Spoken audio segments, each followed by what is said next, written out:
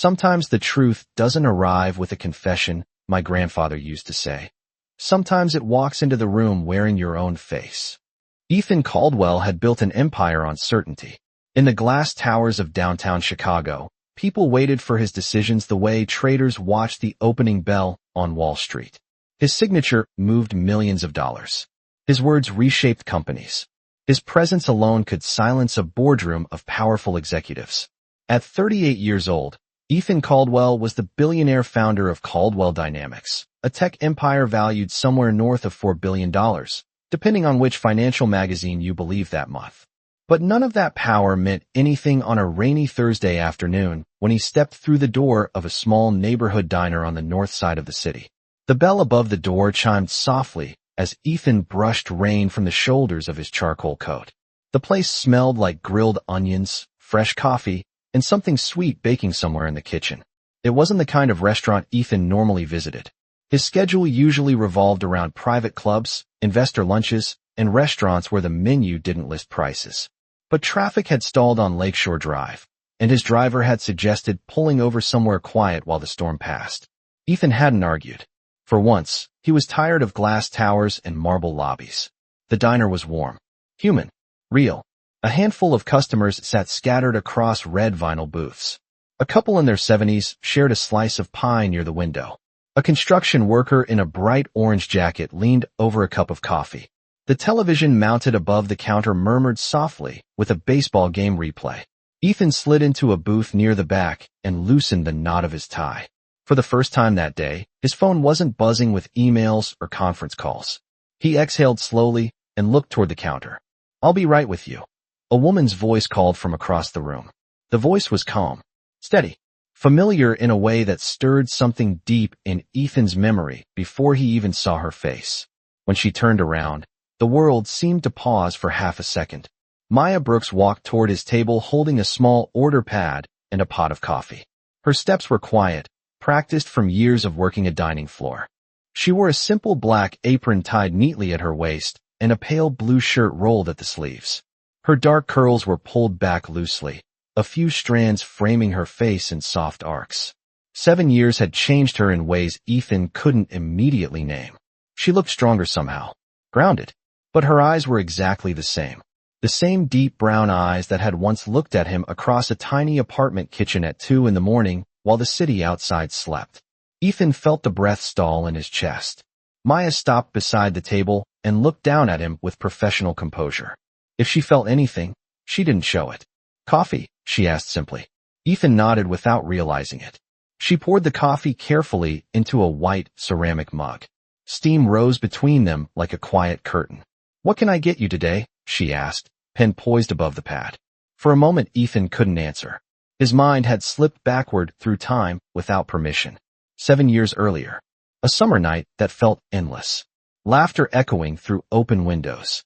The kind of moment that feels ordinary until life decides it isn't. Maya's voice brought him back. "Sir." Ethan cleared his throat. "Just the burger. And fries." She nodded and wrote it down with neat, efficient strokes. "Coming right up." Then she turned and walked toward the kitchen as if nothing extraordinary had just happened. Ethan watched her go, his pulse tapping slowly behind his ribs. She hadn't asked how he'd been, hadn't mentioned the years, hadn't even looked surprised. That unsettled him more than anger would have. He lifted the coffee mug and stared into the dark surface of the drink. Rain tapped softly against the diner windows. Somewhere behind the swinging kitchen doors a child's laugh echoed through the hallway. It was the kind of laugh that belonged to someone who hadn't learned yet that the world could be complicated. Ethan barely noticed it at first. Then the kitchen doors pushed open. A small boy burst into the dining room with the kind of fearless energy only children carry. He looked about 6 years old, maybe 7. His sneakers squeaked against the tile floor as he ran toward the counter. "Mom," he called happily. The word floated through the room like a tiny bell. Maya appeared behind him almost instantly, wiping her hands with a towel. "Noah, slow down," she said gently. The boy stopped in the middle of the aisle and turned toward her with a grin so bright it seemed to light the room. Ethan glanced up without thinking. That was when time stopped. The boy turned his head and looked straight at Ethan. It lasted maybe 2 seconds. But something inside Ethan's chest tightened with a strange, impossible recognition. The boy had warm brown skin like Maya. But his eyes, those were different. They were a sharp gray blue that caught the diner lights in a familiar way. The same eyes Ethan had stared at in the mirror every morning of his adult life. The boy tilted his head slightly, studying Ethan with open curiosity. Then he walked a few steps closer to Maya and tugged on her sleeve. His voice was soft but clear enough for Ethan to hear across the room. "Mom," the boy asked, "why does that man look like my dad?" The diner went quiet. Not dramatically quiet. Just the kind of subtle stillness that happens when a moment lands heavier than expected. Maya froze for half a heartbeat. Her hand tightened slightly around the towel she was holding. But when she spoke, her voice stayed calm. "Noah," she said gently, "go finish your fries at the counter." The boy glanced back at Ethan one more time, curiosity still shining in his eyes. Then he shrugged and wandered toward the counter where a plate of half-eaten fries waited beside a small paper cup of ketchup. Ethan hadn't moved. His fingers rested against the warm ceramic of the coffee mug, but he no longer felt the heat. His gaze followed the boy across the room with a growing sense of disbelief. The shape of the boy's jaw. The way he frowned slightly while concentrating on dipping a fry into ketchup. Even the small crease that appeared between his eyebrows. Ethan had seen that crease every day of his life. It belonged to him. The realization spread through his mind slowly, like a crack forming in glass. 7 years ago, Ethan Caldwell had walked away from a woman and a life that didn't fit neatly into the future he believed he needed. Back then he had convinced himself it was the practical decision. The strategic one. Successful men made hard choices. That's what everyone told him. But sitting in that quiet diner, with rain sliding down the windows, Ethan felt something unfamiliar creeping into his chest. Not fear, not confusion, something heavier, something closer to understanding. Maya returned to his table with a plate balanced carefully in one hand. The burger sat beside a generous pile of golden fries. She placed the plate in front of him and stepped back slightly. For the first time since he had entered the diner, their eyes met again. Neither of them spoke. Across the room, Noah laughed quietly at something on the television screen, completely unaware that the course of 3 lives had just shifted. Ethan looked at Maya and finally found his voice. It came out softer than he expected. "How old is he?" Maya didn't hesitate. 6, she said. Then she picked up the coffee pot again and walked toward another table, leaving Ethan Caldwell, the man who controlled billion-dollar companies, sitting motionless in a vinyl booth staring at a little boy who had just unknowingly called him dad. The burger sat untouched in front of Ethan Caldwell as the quiet weight of realization settled deeper into his chest. The diner had returned to its gentle rhythm, the clinking of dishes, the murmur of conversation, the low hum of the television above the counter. But inside Ethan something had shifted in a way he had never experienced before. Across the room, Noah sat at the counter swinging his feet beneath the stool, carefully dipping fries into ketchup with the kind of concentration that only children seem capable of.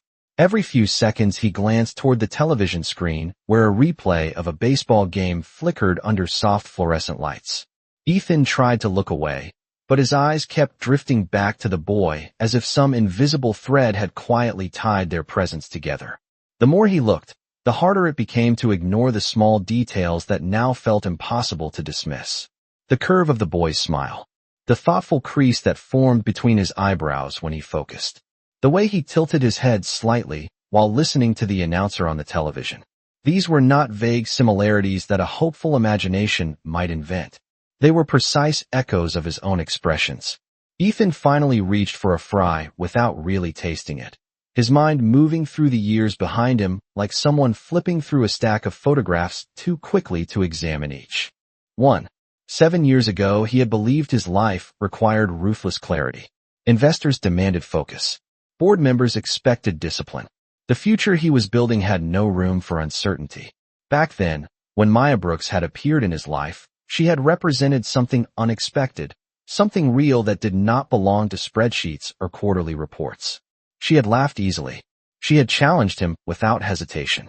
She had spoken to him as if he were simply another person sitting across the table instead of a man whose name appeared on the covers of business magazines. That was part of what had drawn him in, and part of what had frightened him. The kitchen doors pushed open again, and Maya stepped back into the dining room, carrying a tray with 2 fresh plates. She delivered them to the elderly couple by the window before returning toward the counter. Her movements were calm and steady, the quiet confidence of someone who had built a life one careful day at a time. Ethan watched her for a moment before standing from the booth. The motion felt strangely heavy, as if the air around him had thickened. He walked slowly toward the counter where Noah sat. The boy did not notice him at first. He was too focused on the television screen, where a pitcher wound up for a throw. The announcer's voice crackled softly through the speakers. Ethan stopped a few feet away and rested one hand lightly on the polished edge of the counter. Up close, the resemblance struck him even harder. The boy's eyes flicked toward him suddenly and brightened with curiosity rather than fear. "Hi," Noah said casually, as if speaking to a stranger in a grocery store line. Ethan felt his throat tighten slightly. "Hi," he replied. The boy studied him for a moment with open interest. Children often observe the world without the layers of caution adults build around themselves. "Are you the man from my mom's table?" Noah asked. Ethan nodded slowly. "Yes." Noah tilted his head again, examining Ethan's face the same way someone might examine a puzzle. "You really do look like my dad," the boy said thoughtfully. Ethan did not immediately know how to answer. Behind the counter, Maya had turned slightly, listening without appearing to interrupt. Her expression remained composed, but there was an alertness in her posture now, as if she were measuring every word spoken in the room. Ethan glanced toward her briefly before returning his attention to the boy. "Your mom told you about your dad?" Ethan asked gently. Noah shrugged in the easy way children do when a topic has never been explained in full. "She said he went away before I was born," Noah replied. "But she says that does not mean he is a bad person." The words landed quietly in Ethan's chest.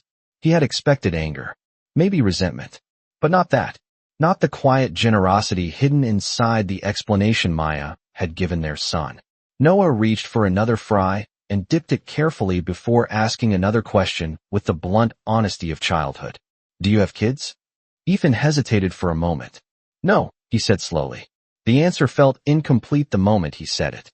Noah nodded, as if considering the information. "Being a dad seems like a lot of work," the boy said thoughtfully before taking another bite of fries.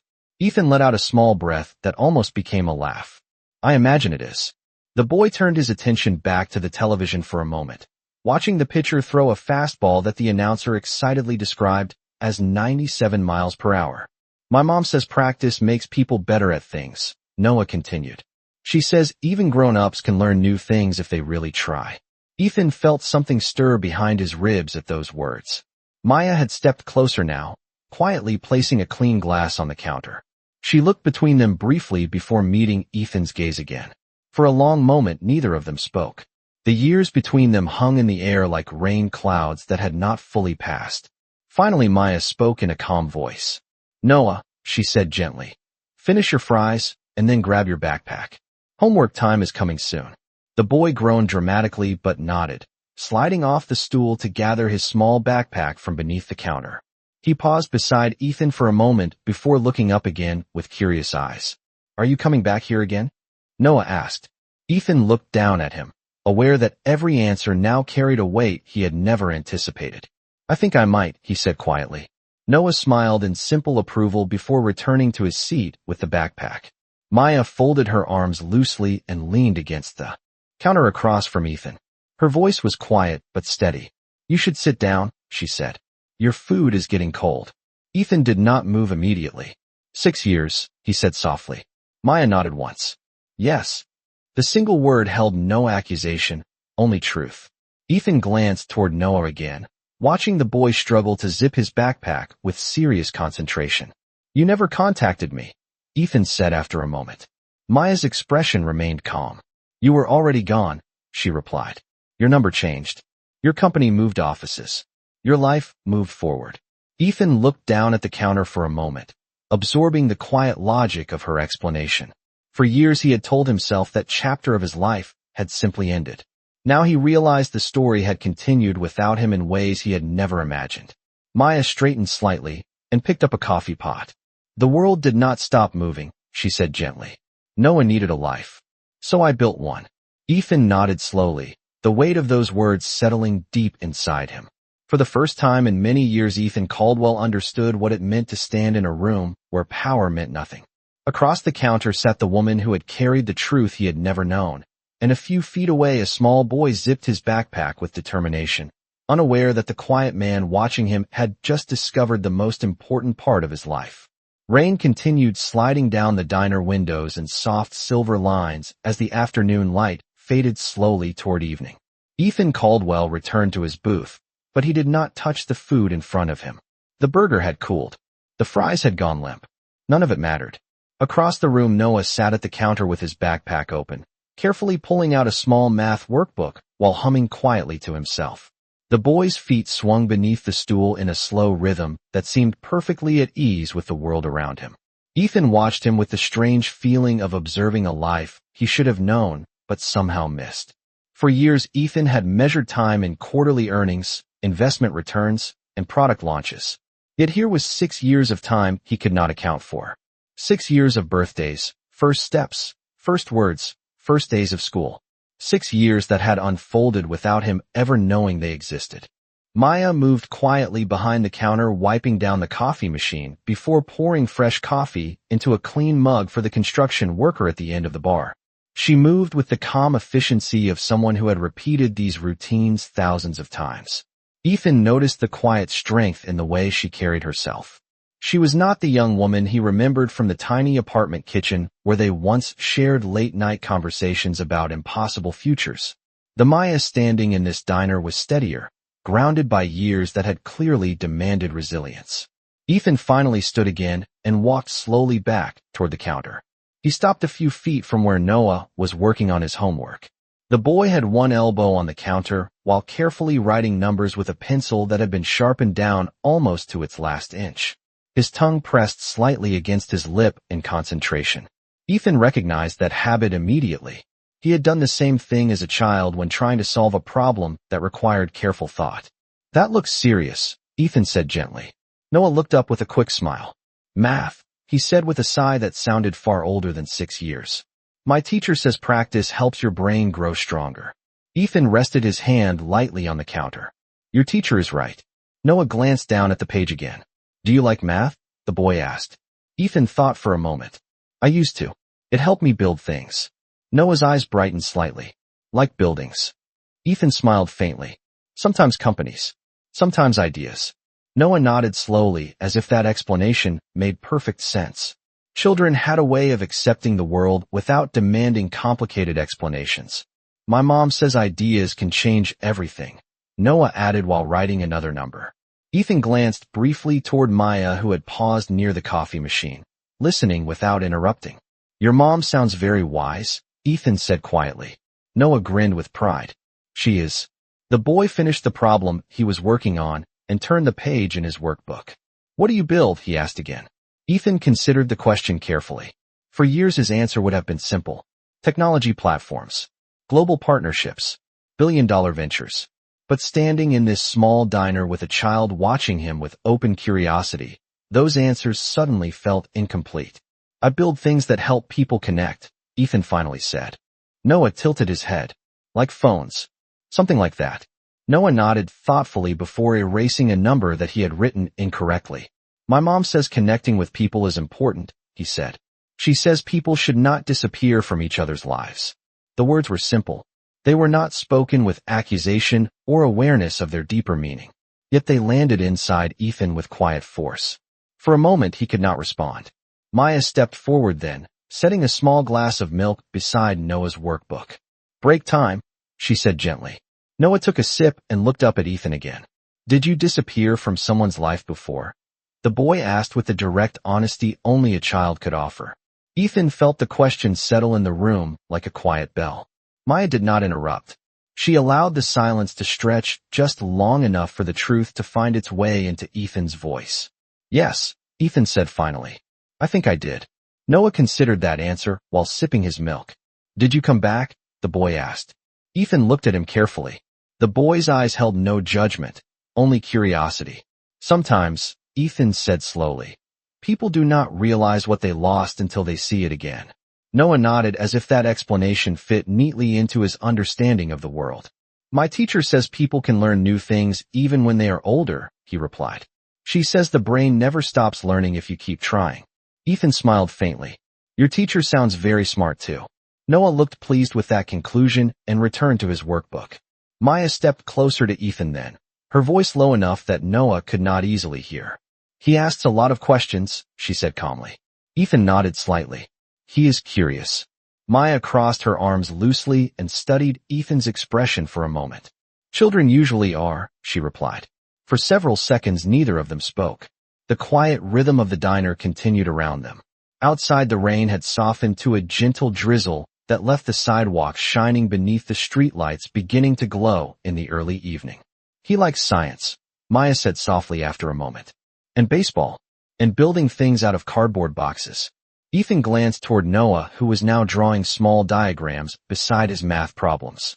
He also asks about his father sometimes, Maya added. Ethan felt the weight of that sentence settle deeply in his chest. What do you tell him? He asked quietly. Maya's gaze moved toward Noah before returning to Ethan. The truth that I know, she said. That his father left before he knew Noah existed. That people make choices they think are necessary. That those choices do not always mean someone does not care. Ethan absorbed her words slowly. They were kinder than he deserved. You could have told him something very different, Ethan said. Maya shrugged slightly.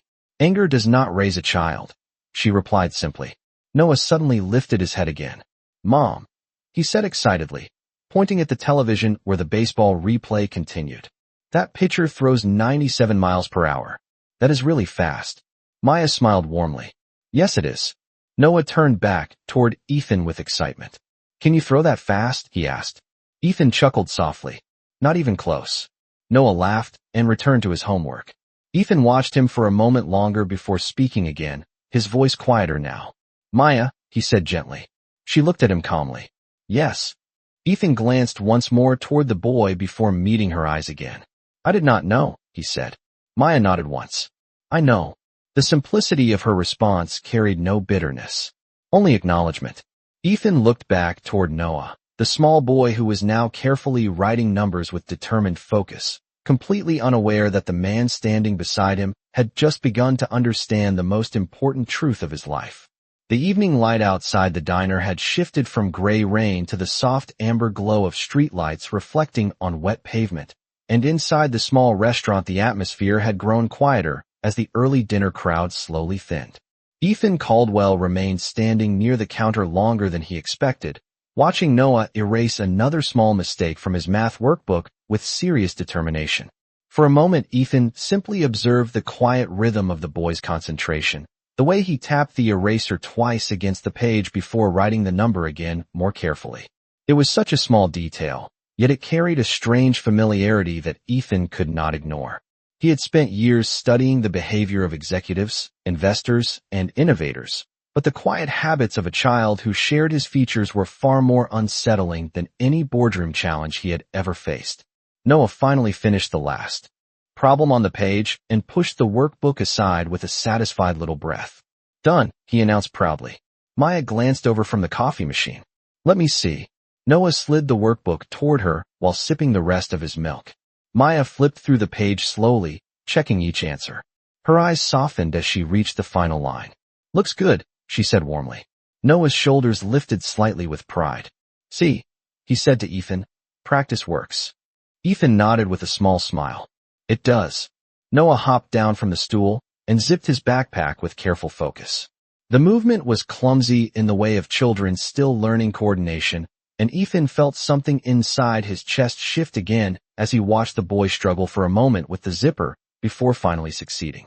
It was such an ordinary moment, yet Ethan knew he had missed thousands of moments just like it over the past 6 years.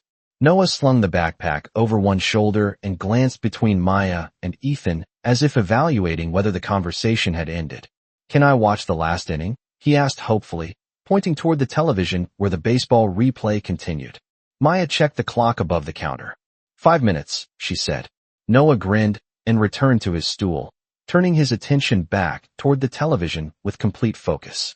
The announcer's voice drifted softly through the diner speakers as the pitcher wound up again on screen. Ethan leaned lightly against the counter beside Maya. For several seconds they simply watched Noah in silence. The quiet between them was not uncomfortable, but it carried the weight of years that neither of them had spoken about yet. Finally Ethan spoke. "He seems happy," he said quietly. Maya nodded. "He is." Ethan glanced at her. "You did that." Maya shrugged slightly as she wiped down the counter with a clean cloth. "Children need stability more than anything," she said. "They do not need perfection. They need someone who shows up every day." The words landed with quiet precision. Ethan absorbed them without argument. For years he had built a reputation as a man who always showed up for investors, for meetings, for strategic decisions that shaped industries. Yet standing here he understood the difference between showing up for business and showing up for a life. "What does he like to do after school?" Ethan asked after a moment. Maya rested the cloth on the counter and folded her arms loosely. "Science kits. Baseball in the park when the weather is good. Reading about space." She smiled slightly. "He wants to be an astronaut this week." Ethan chuckled softly. "Ambitious." Maya nodded. "Next week it might be something else."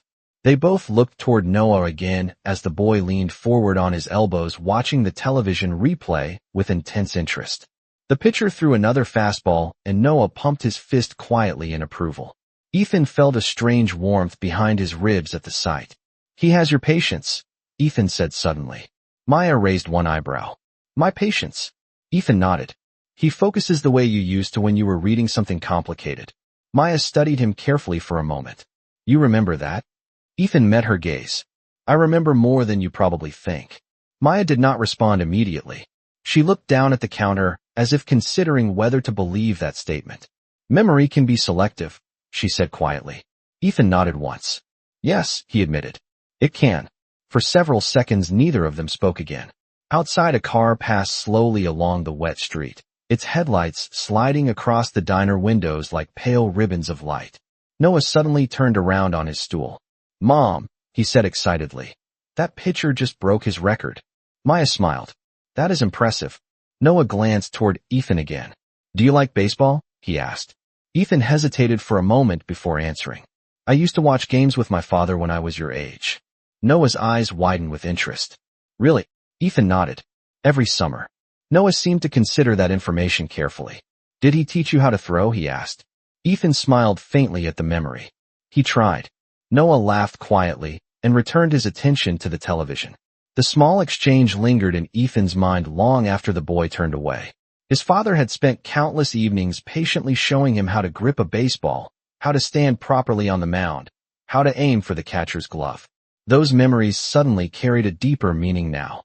For the first time Ethan understood what those small lessons had represented.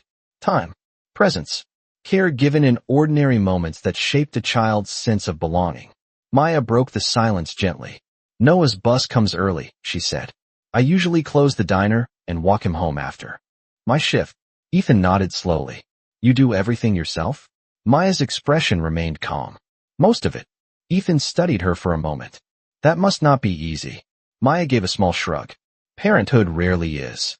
Noah slid off the stool again, just as the baseball replay ended. "Time to go?" he asked. Maya nodded. "Grab your jacket." The boy pulled a small blue jacket from his backpack and slipped it on with determined focus. Ethan watched the moment quietly, aware that something inside him was shifting in ways he had never anticipated. Noah turned toward him one more time before leaving the counter. "Are you coming back tomorrow?" he asked casually. Ethan paused before answering. The question felt simple, yet it carried the weight of a future he had not yet imagined. He looked at the boy carefully before speaking. "If it is all right with your mom," he said. Noah looked toward Maya expectantly. Maya held Ethan's gaze for a long moment before answering. "We will see," she said gently. Noah nodded as if that was a perfectly reasonable answer. He swung his backpack onto both shoulders and waited near the door. Ethan remained standing at the counter watching them prepare to leave, realizing that for the first time in many years the direction of his life no longer felt certain. But in that uncertainty, he sensed something unfamiliar growing quietly beneath the surface. Not ambition, not strategy, something far more personal. The fragile beginning of responsibility. The bell above the diner door chimed softly as Maya reached for Noah's small hand and guided him toward the exit. And for a moment Ethan Caldwell simply stood beside the counter watching them move through the warm yellow light of the restaurant. The scene felt ordinary in every possible way. A mother finishing a long shift. A child waiting patiently after homework. A quiet walk home through damp evening streets. Yet to Ethan the moment carried a gravity he had never experienced before, as if time itself had paused long enough for him to see the shape of a life he had never realized existed. Noah paused just before the door and turned around with sudden curiosity. "Good night," the boy said brightly, lifting one hand in an easy wave. Ethan felt something tighten behind his ribs as he returned the gesture. "Good night, Noah." The boy grinned and pushed open the door, the cool evening air slipping briefly into the diner as he stepped outside. Maya followed him, but before the door closed completely, she glanced back over her shoulder at Ethan. The look was calm, unreadable, yet not distant. Then the door swung shut and the soft bell chimed again, leaving Ethan alone inside the quiet restaurant. For several seconds he did not move. The remaining customers finished their meals quietly, while the older couple by the window paid their bill and stepped into the night. The construction worker gathered his jacket and nodded politely toward Ethan before leaving as well. Within minutes the diner had grown nearly empty except for the gentle hum of the refrigerator behind the counter and the faint sound of rainwater dripping from the awning outside. Ethan returned slowly to his booth and finally sat down. The plate of food in front of him had long since cooled. He stared at it without appetite. His mind was no longer inside the diner. It had traveled backward through time again, retracing the path that had led him here. 7 years earlier Ethan had believed he understood the cost of ambition. His company had been young then, still fighting for recognition in a crowded technology market. Investors demanded relentless focus. Every decision carried consequences measured in millions of dollars. Ethan had convinced himself that emotional distractions could not exist in a life built on precision and control. When Maya had entered that world unexpectedly, he had been drawn to her warmth, her honesty, the way she refused to treat him like a man whose schedule determined the rhythm of entire companies. She had seen him as a person first. At the time that had felt dangerous. When the pressure of expansion intensified, Ethan had made a choice he believed was necessary. He had stepped away from anything that could slow him down. He had walked away from Maya without fully understanding what that decision might mean for either of them. At the time he had told himself that the chapter had ended cleanly. Now he understood that it had not ended at all. It had simply continued without him. Ethan leaned back in the booth and closed his eyes for a moment. The sound of Noah's voice echoed quietly in his memory. "My teacher says people can learn new things even when they are older." The simple sentence carried a meaning far greater than the boy could possibly realize. Ethan opened his eyes again and reached for his phone. The screen lit up immediately with dozens of notifications. Messages from board members. Updates from international partners. Market reports waiting for his review. All of it suddenly felt distant compared to the quiet revelation that had unfolded inside this diner. For the first time in many years, Ethan ignored the alerts. Instead, he opened the navigation application and typed the name of the diner into the search bar, studying the address for a moment, as if confirming that the place was real and not simply the result of some strange coincidence. The small map icon blinked softly on the screen. Ethan slipped the phone back into his pocket and stood from the booth. He walked toward the counter where a young employee had begun stacking clean glasses onto a tray. "Closing soon?" Ethan asked politely. The employee nodded. "In about 20 minutes. Ethan glanced toward the door again, imagining Maya and Noah walking home through the quiet neighborhood streets just beyond the diner windows. The thought lingered longer than he expected. "Thank you," he said, placing several bills beside his untouched plate. Then he stepped outside into the cool evening air. The rain had nearly stopped. The pavement glistened beneath the soft glow of streetlights, and the distant sound of traffic hummed along the avenue 2 blocks away. Ethan stood beneath the awning for a moment, letting the quiet settle around him. His driver waited somewhere nearby, likely checking his watch and wondering why a simple stop had taken so long. But Ethan did not call him yet. Instead, he looked down the sidewalk in the direction Maya and Noah had walked only minutes earlier. The neighborhood was calm, lined with small brick buildings and trees whose leaves shimmered faintly under the streetlights. Somewhere in the distance, a child's laughter carried briefly through the air before fading again into the quiet evening. Ethan inhaled slowly, feeling the cool night air fill his lungs. For most of his adult life, he had believed that success meant building something large enough that the world could not ignore it. Tonight he realized that the most important thing he had ever helped create was a small boy with curious eyes and a patient smile who had just finished his math homework. At a diner counter, the realization did not arrive with drama or regret. It arrived quietly, like a door opening somewhere deep inside his understanding of the world. Ethan finally began walking down the sidewalk, not toward the waiting car, but toward the direction where Maya and Noah had disappeared moments earlier. He did not walk quickly. There was no urgency in his steps, only a growing awareness that the future he had carefully designed might no longer be the only path available to him. Somewhere ahead a porch light flicked on, and the faint outline of houses appeared along the block. Ethan slowed his pace as he reached the corner and paused beneath a streetlight, looking down the quiet street where a mother and her son were likely already settling into the simple rhythm of their evening. For the first time in years, Ethan Caldwell did not feel certain about what came next. Yet the uncertainty did not frighten him. Instead, it felt like the beginning of something he had never planned, but suddenly could not ignore. Responsibility. The street remained quiet as Ethan Caldwell stood beneath the glow of the corner streetlight, the faint sound of distant traffic drifting through the cool evening air. The rain had stopped completely now, leaving the pavement dark and reflective like polished glass beneath the city lights. Ethan watched the empty sidewalk for a moment longer, his thoughts moving slowly through the unfamiliar territory of responsibility that had begun to take shape inside him. For most of his adult life, decisions had come quickly to him. Investors expected clarity. Executives relied on his confidence. Entire companies had been built on his ability to move forward without hesitation. But this was different. This decision did not belong to strategy or market timing. It belonged to people.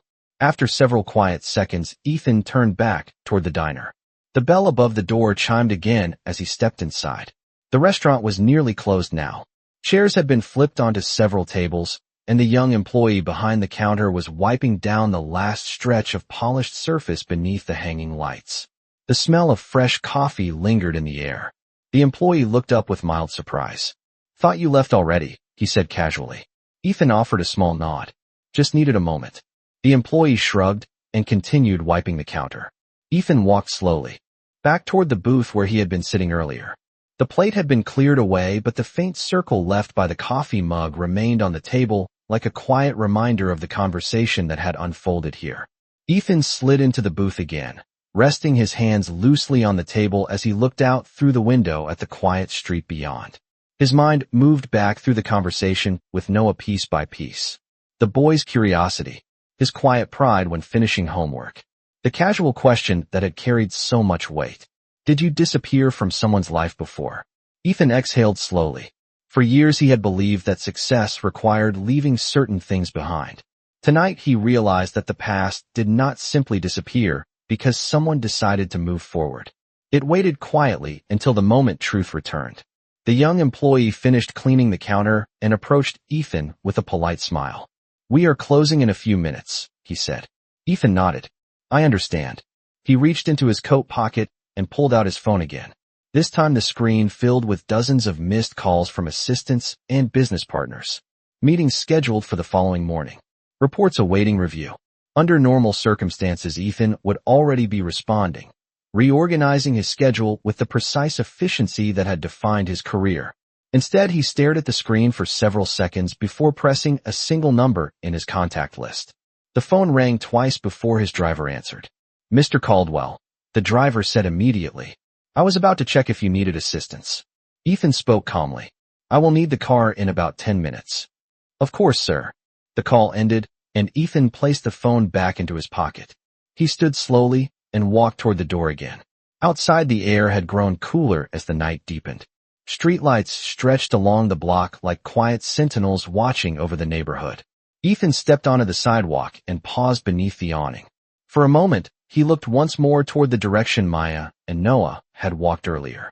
He imagined the small apartment where they probably lived. A simple place with homework spread across a kitchen table and perhaps a science kit waiting on the floor. He imagined Maya preparing dinner while Noah talked about baseball scores and classroom stories. The image felt unexpectedly vivid in his mind. Ethan had spent years designing environments filled with polished glass walls and high-level security systems. Yet the quiet picture forming in his imagination now felt more meaningful than any luxury he had ever built around himself. The sound of a car door closing echoed softly behind him as his driver pulled the black sedan to the curb. The driver stepped out and opened the rear door respectfully. Ethan did not immediately move toward the car. Instead, he looked once more down the quiet residential street. The houses there were modest, their porch lights glowing warmly against the night. Somewhere behind one of those windows, a boy with gray-blue eyes might already be asking his mother another question about the world. Ethan finally walked toward the sedan and paused beside the open door. "Marcus," he said to the driver. "Yes, sir. Do you know the elementary schools in this area?" Marcus looked slightly surprised by the question, but nodded. "Several, sir." "Why do you ask?" Ethan glanced once more toward the quiet street before answering. "I may need information tomorrow morning." Marcus did not ask further questions. He simply nodded with professional calm. "Understood, sir." Ethan stepped into the car, and the door closed softly behind him. The interior smelled faintly of leather and polished wood, the familiar environment of a life defined by precision and control. Yet tonight the car felt strangely different. As the vehicle pulled away from the curb, Ethan leaned back against the seat and watched the diner fade into the distance through the rear window. For the first time since the afternoon encounter, his thoughts began organizing themselves into something resembling a plan. Not a corporate strategy. Something quieter. Something personal. He thought about Noah's teacher explaining that the brain never stopped learning if someone continued trying. Ethan allowed himself a small, thoughtful smile at the memory. Perhaps the same idea applied to fathers. The sedan turned onto the main avenue, and the city skyline rose ahead in shimmering towers of light. Inside one of those towers waited boardrooms, investors, and responsibilities that had defined Ethan Caldwell for more than a decade. But tonight another responsibility had quietly entered his life without warning. A responsibility measured not in profit margins or expansion plans, but in presence. Ethan closed his eyes briefly as the car moved through the night traffic. For years he had believed he understood the meaning of building something that lasted. Now he realized that the most important thing he could ever build might be a relationship with a 6-year-old boy who believed practice could make anyone better if they truly tried. And for the first time in a long time, Ethan Caldwell decided that tomorrow morning he would begin learning. Morning arrived in Chicago with a pale blue sky stretched above the glass towers of downtown and the quiet neighborhoods along the north side beginning their steady rhythm of weekday life. Inside the back seat of the black sedan, Ethan Caldwell sat with his eyes open long before the car reached the office tower that carried his company name across its polished entrance. He had not slept much. The quiet conversation from the diner repeated in his mind through the night, like a scene he could not step away from. Noah's voice, his curious questions, the small crease between the boy's eyebrows when concentrating on a math problem. Each detail returned with remarkable clarity. For years, Ethan had trained his mind to remember numbers, projections, and negotiations with exact precision. Yet now the image that remained most vivid was the simple sight of a 6-year-old boy swinging his feet beneath a diner stool while finishing homework. The sedan turned into the underground parking entrance of Caldwell Dynamics headquarters and rolled slowly toward the reserved executive spaces. Marcus parked smoothly and stepped out to open the rear door. Ethan gathered his coat and stepped into the cool morning air of the parking structure. The elevator ride to the top floor usually felt routine, another predictable movement within the architecture of his professional life. Today it felt strangely distant, as if the familiar environment belonged to someone else. When the elevator doors opened, Ethan walked into the quiet hallway lined with glass offices and polished stone floors. His assistant, Lauren, stood immediately from her desk when she saw him. "Good morning, Mr. Caldwell," she said with professional warmth. "Your 8:30 strategy meeting has already begun assembling in conference room 3. Investors from San Francisco joined the call early." Ethan paused beside her desk for a moment. Normally, he would walk directly into the meeting without hesitation. Today, he looked at the schedule displayed on Lauren's tablet. The screen showed a full morning of presentations, negotiations, and executive reviews. Ethan studied it quietly before speaking. "Reschedule the meeting for this afternoon," he said calmly. Lauren blinked once in surprise. "All of it?" Ethan nodded. "Yes." Lauren quickly adjusted the schedule without further question. She had worked with Ethan long enough to understand that when he made a decision, it was rarely impulsive. Still, curiosity lingered briefly in her expression. "Is everything all right?" she asked gently. Ethan gave a small nod. "Yes, I just have something important to handle first." Lauren accepted the answer and returned to her desk. Ethan walked past the conference rooms and entered his private office at the end of the hallway. Floor-to-ceiling windows revealed the skyline of Chicago stretching across Lake Michigan under the bright morning sun. Normally, the view reminded him of achievement and progress. Today, it reminded him of distance. He set his coat over the chair and moved toward the desk, resting both hands against the polished wood surface as he looked out across the city. Somewhere beyond those towers and busy streets, a boy was probably sitting in a classroom listening to a teacher explain multiplication tables or science experiments. The thought stayed with him for several seconds before Ethan turned and opened the laptop on his desk. The company network loaded instantly with the familiar interface of reports and corporate communications. Instead of opening the financial updates waiting for him, Ethan typed the name of the neighborhood where the diner was located into the search bar. Within seconds, several local elementary schools appeared on the screen. Ethan studied the list carefully. Lincoln Park Elementary, Grant Charter Academy, North Harbor School. Each name represented a building where hundreds of children learned ordinary lessons that shaped their early understanding of the world. Ethan leaned back slightly in his chair and considered what he knew. Noah mentioned a teacher who encouraged practice. A classroom where homework involved simple math problems and curiosity about science. It was not much information, but Ethan had spent years solving far more complicated puzzles. He picked up the office phone and pressed the extension for the research department. A young analyst answered almost immediately. "Good morning, Mr. Caldwell." Ethan spoke clearly. "I need a list of elementary schools within 2 miles of the address I am sending you. Public and private. Include enrollment numbers and general schedules." The analyst responded without hesitation. "Of course, sir." Ethan ended the call and returned to the window. The city continued moving beneath him with its usual urgency. Taxis weaving through traffic. Ferries crossing the lake. People walking toward offices carrying coffee cups and briefcases. All of it represented the life Ethan had built piece by piece over more than a decade.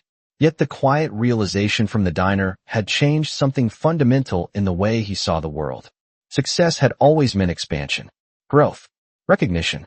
But none of those achievements had prepared him for the responsibility of knowing a child existed who carried his eyes and his quiet habits. 20 minutes later, the analyst emailed the requested information. Ethan opened the document and scanned through the list of schools. One name caught his attention almost immediately. North Harbor School. Enrollment, approximately 400 students. Located less than 1 mile from the diner. Morning classes beginning at 8:15. Ethan studied the details carefully before closing the document. The possibility felt reasonable. A school close enough for Maya to walk Noah there after her late diner shifts. The schedule matched the quiet rhythm of a working parent balancing responsibilities. Ethan stood from the desk and reached for his coat again. Lauren looked up from her desk as he approached the hallway. "Should I inform the investors you will return this afternoon?" she asked. Ethan nodded. "Yes." She hesitated briefly. "Is there anything else you need?" Ethan paused for a moment before answering. "Just a quiet morning." Lauren offered a respectful smile. "Understood." Minutes later, Ethan stepped back into the waiting sedan. Marcus looked at him through the rearview mirror. "Where to, sir?" Ethan glanced once more at the printed school address on his phone before speaking. "North Harbor Elementary School." Marcus nodded and eased the car into traffic. The vehicle moved through downtown streets before crossing into quieter residential blocks where trees lined the sidewalks and small playgrounds appeared between brick buildings. As the sedan approached the school entrance, Ethan noticed children gathering near the front gates with backpacks and colorful jackets. Parents spoke with teachers while students hurried toward the doors before the morning bell. The scene was lively and ordinary. Marcus slowed the car beside the curb. Ethan watched quietly through the window. Somewhere among children just like these, a boy named Noah might be learning the small lessons that built confidence and curiosity. Ethan did not step out immediately. Instead, he observed the simple routine of the school morning. A teacher guiding students toward their classrooms. A parent kneeling briefly to tie a shoelace. A group of children laughing as they compared homework answers. For the first time in years, Ethan Caldwell felt like an observer of a world he had never truly understood before. The bell rang across the courtyard, and the students began moving inside. Ethan finally spoke softly. "Marcus." "Yes, sir." Ethan looked toward the school entrance where the last few children disappeared through the doors. "I think I have a lot to learn." Marcus nodded quietly without asking further questions as the morning sun climbed higher above the schoolyard. The morning bell had already rung at North Harbor Elementary School, and the last group of students hurried through the wide front doors as Ethan Caldwell remained seated inside the black sedan parked quietly along the curb. The courtyard outside the school slowly settled into a calmer rhythm as teachers guided the final children toward their classrooms, and the chatter of early morning conversations faded into the quiet hum of a normal school day beginning. Ethan watched the entrance carefully for a few moments longer, observing the small details that once would have escaped his attention completely. A father adjusting the strap of his daughter's backpack before she ran inside. A teacher kneeling to help a young boy zip his jacket. A cluster of students laughing softly as they compared the drawings on their homework folders. These were ordinary moments. Simple gestures that built the foundation of childhood. For years, Ethan had moved through life surrounded by adults discussing numbers, forecasts, and negotiations that determined the future of corporations. Watching the quiet order of a school morning felt like stepping into a world that followed a different kind of logic, one built not on profit or competition, but on patience and consistency. Marcus glanced into the rearview mirror. "Would you like to go inside, sir?" Ethan did not answer immediately. Instead, he looked toward the playground where a few teachers still stood talking beside the swing set. Somewhere inside those brick walls, a boy with gray-blue eyes might be sitting at a small desk listening to a lesson about multiplication or planets in the solar system. The thought carried a strange mixture of anticipation and hesitation. Ethan finally shook his head slightly. "Not today," he said quietly. Marcus nodded and waited. Ethan continued watching the building for another minute before speaking again. "Drive past the neighborhood where the diner is located." Marcus guided the car smoothly back into traffic, and the sedan moved slowly away from the school. As they drove through the surrounding streets, Ethan studied the environment with new attention. The neighborhood was modest, but well cared for. Brick apartment buildings stood beside small grocery stores, laundromats, and corner cafes where morning customers gathered over coffee. Children rode bicycles along the sidewalks while parents walked dogs or carried grocery bags toward nearby buildings. The streets felt lived in, real in a way that the private towers of the financial district rarely did. A few minutes later, the sedan turned onto the familiar block where the diner stood. In the daylight, the building looked smaller than Ethan remembered from the evening before. The neon sign above the door glowed faintly even in the morning light. A delivery truck was parked beside the curb while two employees unloaded boxes of fresh supplies through the back entrance. Marcus slowed the car slightly. "Would you like to stop?" Ethan watched the activity for a moment. "No," he said calmly. "Just continue." The car rolled past the diner and into the residential blocks beyond it. Ethan noticed a row of apartment buildings with narrow staircases leading up to second-floor entrances and small balconies decorated with potted plants and folding chairs. Laundry hung from several railings where residents had left clothing to dry in the mild morning breeze. It was the kind of neighborhood where people recognized each other by name, where children played basketball in small alleys between buildings, where everyday routines created a quiet sense of community. Ethan leaned forward slightly. "Slow down," he said softly. Marcus eased the vehicle to a slower pace as they passed a small park nestled between two apartment complexes. The park was simple. A pair of metal swings. A slide painted bright red. A basketball hoop attached to a concrete court with faded white lines. Yet the place carried the unmistakable signs of constant use. A small baseball glove rested on the bench beside the court. Chalk drawings colored the pavement near the playground entrance.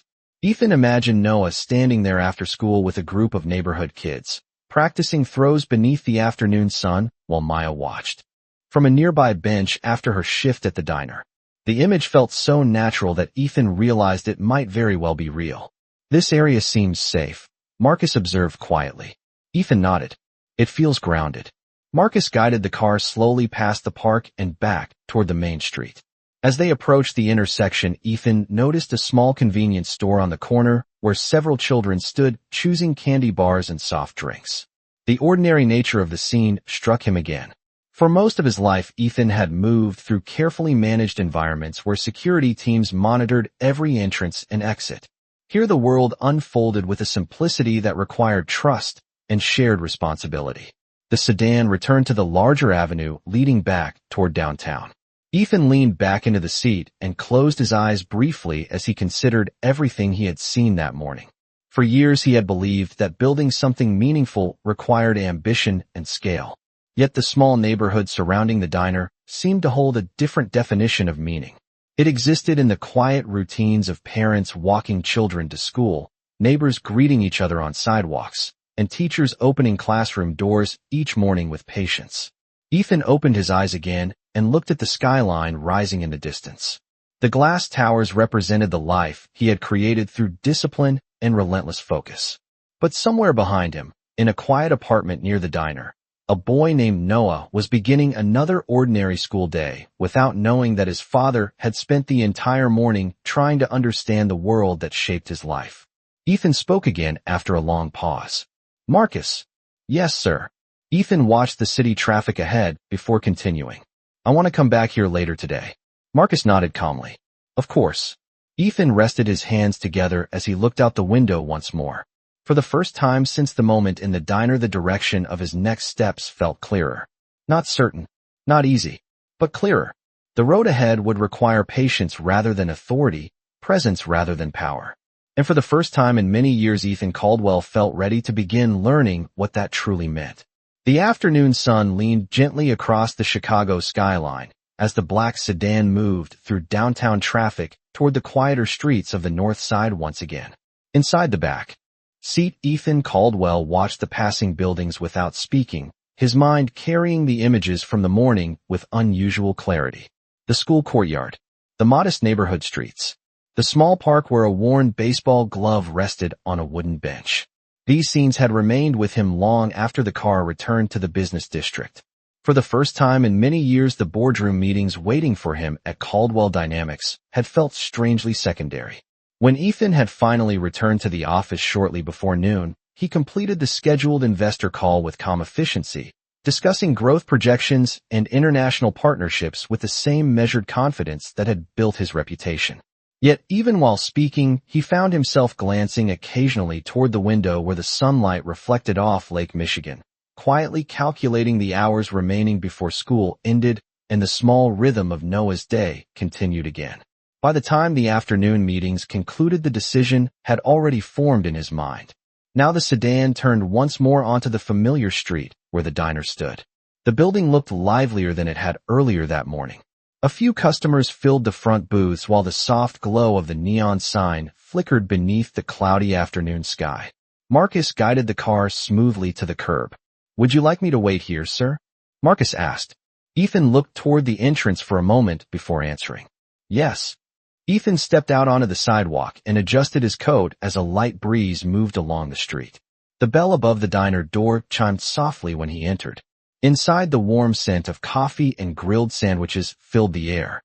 A few afternoon customers sat quietly eating while a radio near the kitchen played soft country music in the background. Maya stood behind the counter pouring fresh coffee into a customer's cup when she noticed Ethan walking toward the back booth. For a brief moment, surprise crossed her face before her usual calm returned. Ethan slid into the same booth he had occupied the night before. Maya finished serving the customer and walked toward him with the familiar order pad resting in her hand. "Back again," she said gently. Ethan nodded. "I said I might." Maya placed a glass of water on the table and sat across from him for a moment since the diner was quiet between lunch and dinner hours. "I thought about yesterday," Ethan said calmly. Maya studied his expression without interruption. "So did I," she replied. Ethan folded his hands on the table. "I went to the school district this morning." Maya's eyes narrowed slightly with curiosity. "You did?" Ethan nodded. "North Harbor Elementary." Maya did not react immediately, but her silence confirmed what Ethan had suspected. After a moment, she spoke. "You found it quickly." Ethan gave a small smile. "That is part of what I do." Maya leaned back slightly in the booth. "What exactly were you hoping to find?" Ethan looked toward the window where the afternoon light reflected across the glass before answering. Understanding, he said quietly. Maya watched him carefully for several seconds. And did you? Ethan considered the question honestly. I think I began to. Maya did not respond right away. The radio behind the counter played softly while a customer at the far booth finished a sandwich and paid his bill. The diner returned to its gentle quiet once more. Finally, Maya spoke again. Noah finishes school at 3:15, she said calmly. Ethan looked back at her. I know. Maya raised one eyebrow. You know? Ethan nodded. I waited outside the school this morning. I did not go in. Maya studied him with a mixture of caution and curiosity. Why not? Ethan answered simply. Because he does not know me yet. Maya seemed to consider that explanation before nodding slowly. That was the right decision. Ethan leaned slightly forward. I am not here to disrupt his life. Maya crossed her arms loosely. Then why are you here? Ethan took a breath before answering. Because I want to earn a place in it. The words hung quietly between them. Maya looked toward the window again, as if measuring the sincerity of his statement against the years that had passed since they last spoke before yesterday. You have built a very powerful life, Ethan, she said after a moment. People like you do not usually come back looking for responsibility. Ethan nodded slowly. You are right. Maya returned her gaze to him. So what changed? Ethan thought about Noah's small voice asking if people could learn new things, even when they were older. He thought about the worn baseball glove in the park and the quiet determination in the boy's eyes while finishing his homework. Perspective, he said simply. Maya watched him carefully. Perspective can fade once life becomes busy again. Ethan shook his head gently. Not this time. Maya did not speak for a moment. Instead, she studied his face as if searching for something that would confirm or challenge what he had just said. Finally, she stood from the booth. School ends soon, she said calmly. Ethan looked up. You are picking him up? Maya nodded. Every day. Ethan rose slowly from the booth. Would it be all right if I walked with you? Maya hesitated briefly before answering. We will see how he feels about that. Ethan accepted the answer without argument. They stepped outside together into the soft afternoon sunlight as the neighborhood returned to the quiet rhythm of the school day ending soon. In the distance, the faint sound of children laughing carried through the breeze. Ethan realized that within minutes the small moment he had been thinking about all day would arrive. And this time he would not simply be watching from across the room. The afternoon sun stretched long shadows across the sidewalk as Maya and Ethan walked together along the quiet street toward North Harbor Elementary School. The neighborhood carried the soft energy that always appeared just before the school day ended. A few parents stood near the gates already, talking quietly while younger siblings played beside the fence. The distant sound of children's voices drifted through the warm air from the playground behind the building. Ethan walked beside Maya with measured steps, aware that each moment now carried a significance he had never experienced before. For years he had entered rooms with confidence because he understood exactly what role he played there. Investor, negotiator, founder, leader. Those identities had shaped his life with predictable clarity. But walking toward the school gates beside Maya felt different. This time there was no defined position waiting for him. Only possibility. Maya glanced toward him briefly as they approached the corner. You should understand something before we get there, she said calmly. Ethan nodded slightly. I am listening. Maya slowed her pace a little. Noah is curious, but he is also careful. When something new appears in his world, he asks questions first. That is how he makes sense of things. Ethan considered her words thoughtfully. That sounds like a good habit. Maya gave a faint smile. It is. They continued walking until the brick building of North Harbor Elementary appeared clearly ahead. Children's artwork decorated the fence surrounding the playground. Bright drawings of planets, animals, and colorful shapes pinned carefully to the wire mesh. Ethan noticed the small details immediately. The careful handwriting of teachers labeling each student's name beneath their drawings. The uneven coloring where small hands had pressed crayons across the paper. The place felt alive with the quiet effort of hundreds of children learning how the world worked. As they reached the front gate, a bell rang inside the school building. Within seconds, the front doors opened and a stream of students began spilling out into the courtyard with the energy that only the end of a school day could produce. Backpacks bounced against shoulders while laughter and excited voices filled the air. Ethan stood beside Maya watching the scene unfold. His eyes moved across the crowd carefully until a familiar figure appeared near the doorway.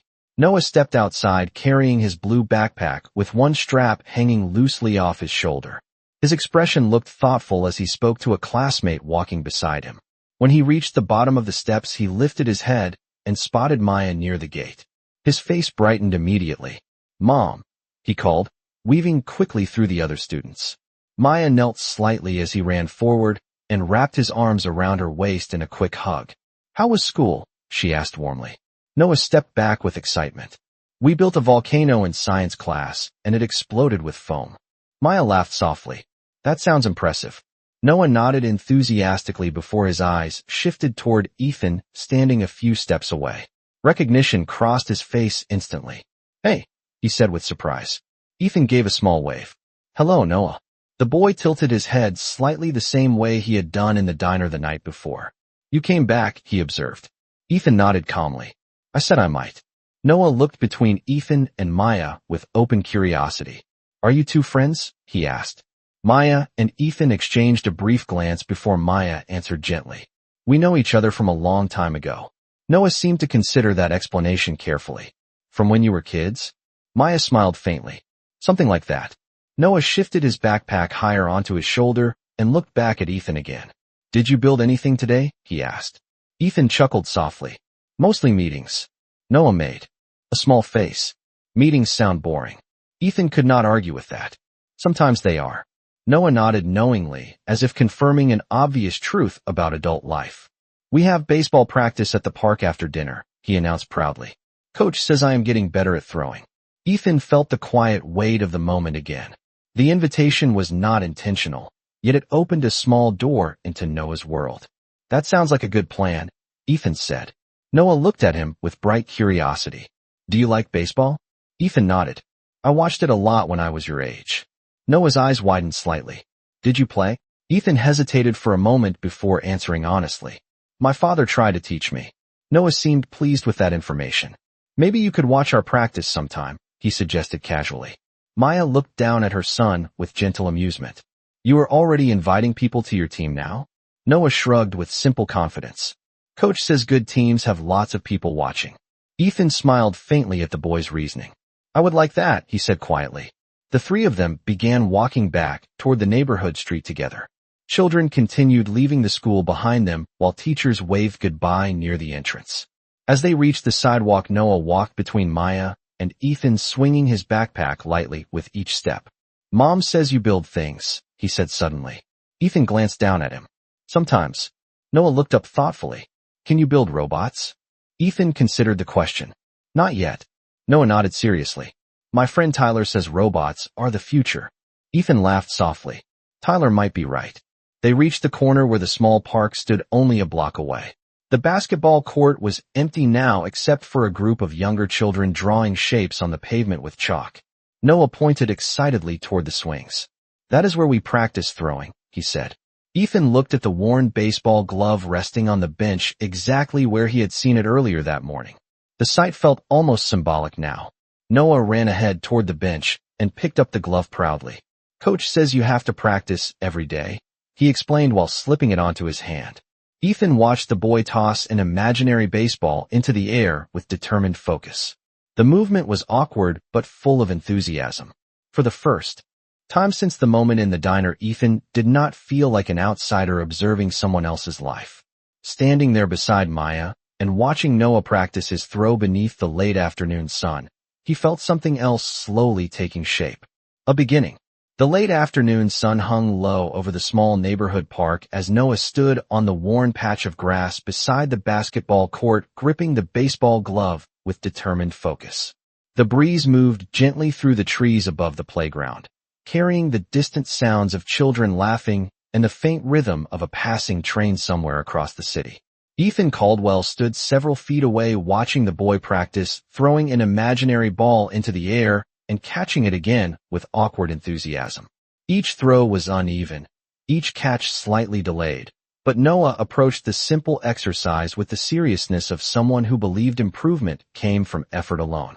Maya sat on the wooden bench beside the court, observing quietly as she folded her arms across her jacket. The scene felt natural to her, a familiar routine that had repeated many afternoons after school during the past few years. Yet today something about it was different. The presence of Ethan standing there, not as a distant observer, but as someone learning how to exist inside this moment, changed the quiet rhythm of the afternoon in subtle ways. Noah tossed the imaginary ball again, and this time it slipped past the edge of his glove. He chased after the invisible miss and laughed at himself before returning to the same spot.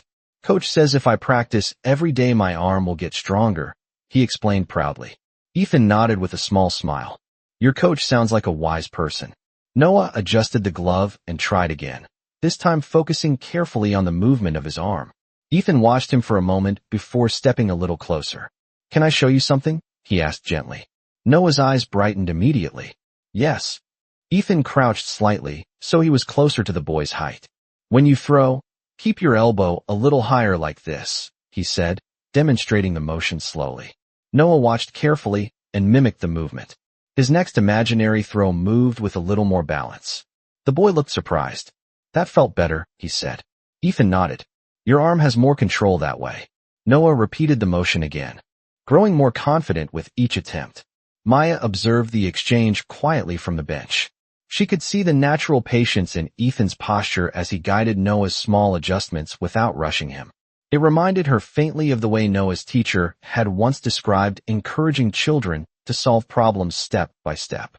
Noah threw again and caught the imaginary ball with a satisfied grin. Did your father teach you that? He asked. Ethan paused briefly before answering. Yes, he said softly. Noah nodded thoughtfully, as if adding that information to the growing picture he was forming about the man standing beside him. The afternoon light shifted across the court as several other children entered the park carrying baseball bats and gloves. A taller boy waved toward Noah from the far end of the field. Practice starting, he called. Noah turned toward Maya excitedly. That is Tyler, he explained. He plays first base. Maya smiled. Go join them. Noah ran toward the small group of children gathering near the dirt patch that served as their practice field. Tyler greeted him with a quick fist bump, and soon the boys began tossing a real baseball back and forth with enthusiastic concentration. Ethan watched quietly from the edge of the field. The rhythm of the practice was simple but purposeful. A volunteer coach stood near the makeshift mound offering encouragement, while the children rotated through throwing drills and short sprints across the grass. The park carried the easy atmosphere of community where parents chatted near the benches while keeping one eye on the game. Maya joined Ethan near the sideline as the boys continued practicing. You handled that well, she said quietly. Ethan looked toward Noah, who was now trying to catch a slightly higher throw from Tyler. He is eager to learn, Ethan replied. Maya nodded. He always has been. They watched in silence for a few minutes as the children continued their drills. Finally, Maya spoke again. He notices things more than people realize. Ethan glanced at her. I believe that. Maya folded her arms loosely. Sooner or later he will ask more questions. Ethan considered that possibility carefully. When he does, I will answer honestly. Maya studied his face for a moment. Even if the truth is complicated, Ethan nodded slowly. Especially then. Maya seemed to weigh his words against the years that had passed before finally nodding once in. Quiet acknowledgement. The practice continued until the sun dipped lower behind the trees, and the coach called the children together for their final exercise. Noah ran across the field toward Maya and Ethan with flushed cheeks and bright eyes. Coach says I improved today, he announced proudly. Maya laughed softly. I could see that. Noah turned toward Ethan with sudden curiosity. Do you have to go back to your office now? He asked. Ethan looked at the boy for a moment before answering. Eventually. Noah nodded as if that answer made sense in the adult world he only partially understood. Maybe you can come watch another practice sometime, he suggested. Ethan felt the quiet weight of the invitation once again. I would like that very much. Noah smiled and ran back toward his teammates as the coach gathered equipment near the bench. Ethan watched him go, noticing the determined swing of the boy's arms as he hurried across the field. For the first time, the possibility of belonging to this simple routine did not feel distant or impossible. It felt reachable, one careful step at a time. And standing there beneath the fading sunlight of the park, Ethan Caldwell realized that the most meaningful work he had ever begun might not happen in boardrooms or corporate offices, but here beside a dusty field where a young boy practiced throwing a baseball with quiet determination. The sky above the neighborhood park had shifted from gold to a deeper shade of evening blue as the baseball practice slowly came to an end. Parents gathered equipment while children chased the last throws across the field, reluctant to leave the fading daylight. Noah ran toward Maya, and Ethan with grass stains on his knees, and the baseball glove still clutched proudly in his hand. His face glowed with the quiet excitement that followed a good practice. "Coach says if I keep my elbow up like you showed me, my throws will go farther," Noah said breathlessly as he reached them. Ethan smiled at the boy's enthusiasm. "You did the hard part," he replied. "You practiced." Noah seemed pleased with that answer and turned to Maya. "Can we stop for ice cream on the way home?" Maya laughed softly. "We will see." Noah looked hopeful but did not argue, already used to the careful negotiations of everyday life. The park began to empty as families drifted toward the surrounding streets. Tyler's father called him from the far side of the field, and the two boys exchanged quick waves before heading in opposite directions. Noah slipped the glove into his backpack and joined Maya and Ethan as they began walking back toward the quiet block where the diner stood. The evening air carried the gentle sounds of the neighborhood settling into its routine.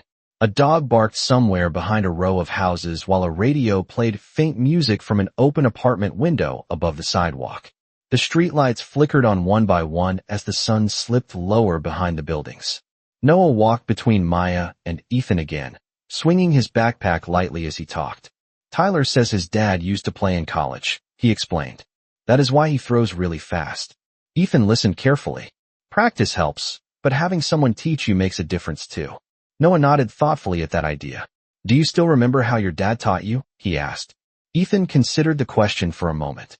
"Some things stay with you," he said quietly. Noah seemed satisfied with that answer and continued walking, occasionally hopping over cracks in the sidewalk as if they were invisible obstacles in a game only he understood. Maya glanced briefly at Ethan. "He talks like that when he is comfortable," she said softly. Ethan nodded. "I noticed." They reached the small park bench where Noah had practiced earlier. The boy paused for a moment, looking at the empty field with lingering interest before continuing down the block toward the apartment building where he and Maya lived. The building was modest but clean, with narrow stairs leading to the second floor where several balcony lights were already glowing against the evening sky. Noah ran ahead to the door and turned back toward Maya and Ethan. "Can Ethan come upstairs?" he asked with simple curiosity. Maya hesitated for a brief moment before answering. "Just for a minute." Noah pushed open the door and disappeared inside the hallway, his footsteps echoing up the stairs. Ethan followed Maya slowly through the entrance. The hallway smelled faintly of laundry soap and warm cooking from nearby apartments. They climbed the narrow staircase until Maya stopped in front of a small door on the second floor and unlocked it. The apartment inside was simple but welcoming. A small kitchen opened into a living room where a low table held Noah's homework notebooks and a science kit spread neatly across the surface. The soft glow of a lamp illuminated a bookshelf filled with children's stories and school projects. Noah tossed his backpack onto a chair and hurried to the table. "Look," he said excitedly, opening the science kit to reveal a plastic model of a volcano. "This is what we built today." Ethan stepped closer and examined the model carefully. "That looks impressive." Noah beamed with pride. "When we added the baking soda, it made foam like lava." Maya leaned against the kitchen counter watching the moment quietly. The scene unfolded with natural ease, as if Ethan had simply stepped into a normal evening routine. Noah looked up suddenly. "Do you want to see my room?" he asked. Maya gently placed a hand on his shoulder. "Not tonight," she said softly. "Ethan has to go soon." Noah nodded with understanding. "Okay." He returned to his science project, carefully placing the pieces back into the box. Ethan stood silently for a moment, taking in the small details of the apartment. The drawings pinned to the refrigerator, the stack of baseball cards on the shelf, the quiet signs of a life built through steady effort rather than luxury. Finally, he turned toward Maya. "You have done an incredible job raising him," he said sincerely. Maya met his gaze calmly. "I did what was necessary." Ethan nodded slowly. "You did much more than that." Noah looked up again from the table. "Are you coming back tomorrow?" he asked suddenly. The question hung in the room with simple honesty. Ethan walked over and crouched slightly, so they were eye level again. If it is all right with your mom, he said gently. Noah glanced toward Maya. She looked between them quietly before speaking. We will see, she said with a small smile. Noah accepted the answer with a satisfied nod and returned to arranging his homework papers. Ethan stood and walked toward the door. Maya followed him into the hallway. For a moment, neither of them spoke. The soft sounds of Noah humming to himself drifted through the doorway behind them. Finally, Maya said quietly, You understand this will take time. Ethan nodded. I expect that. Maya studied his expression carefully. He deserves patience. Ethan met her gaze with steady calm. Then, that is what I will give him. Maya opened the door again, and Ethan stepped out onto the balcony walkway overlooking the quiet street below. The city lights shimmered faintly in the distance while the neighborhood remained calm and warm beneath the evening sky. As he reached the stairs, he heard Noah's voice from inside the apartment calling softly. Good night, Ethan. Ethan paused and smiled faintly before answering through the doorway. Good night, Noah. Then he stepped down the staircase into the cool night air, aware that the life he had begun discovering only yesterday was already changing the way he understood the meaning of responsibility. The night air carried a gentle quiet over the neighborhood as Ethan Caldwell stepped down the narrow staircase from Maya's apartment building and onto the sidewalk below. The soft glow of the street lights stretched across the pavement while the distant skyline of Chicago shimmered faintly beyond the rooftops. For a moment, Ethan remained still beside the building entrance, listening to the quiet sounds of the evening settling in. Somewhere down the block, a television played softly through an open window, and the faint scent of dinner drifted from nearby apartments. The world here moved at a slower rhythm than the glass towers of downtown, where his name commanded entire floors of offices and conference rooms. Yet standing there beneath the warm yellow light of the street lamp, Ethan felt something steady forming inside him that had nothing to do with corporate influence or financial success. Marcus stepped from the black sedan parked along the curb and opened the rear door respectfully. Ethan walked toward the car, but paused before getting inside, glancing once more toward the balcony above where Maya's apartment lights glowed softly behind the curtains. Somewhere inside that small living room, Noah was probably finishing his homework or asking another curious question about volcanoes and science kits before bedtime. The thought stayed with Ethan as he finally slid into the back seat. Marcus closed the door gently and returned to the driver's seat. Back to the office, sir? Marcus asked. Ethan looked out the window for a moment before answering. Not tonight. Marcus nodded without surprise and guided the sedan slowly away from the quiet residential street. The car moved through the neighborhood where small houses and apartment buildings passed beneath the glow of streetlights. Children's bicycles rested against fences and porch lights flickered on as families settled into their evening routines. Ethan watched the passing scenery with thoughtful calm. For years he had measured his days by the pace of negotiations, deadlines, and market expansions. Tonight he realized that time could also be measured in smaller moments. A boy asking if someone could come watch his baseball practice. A quiet dinner table where science projects and homework papers waited beside a warm lamp. The sedan eventually reached the broader avenue leading toward downtown. Towering buildings rose in the distance, their windows glowing like constellations against the dark sky. Ethan leaned back slightly against the seat as the car continued through traffic.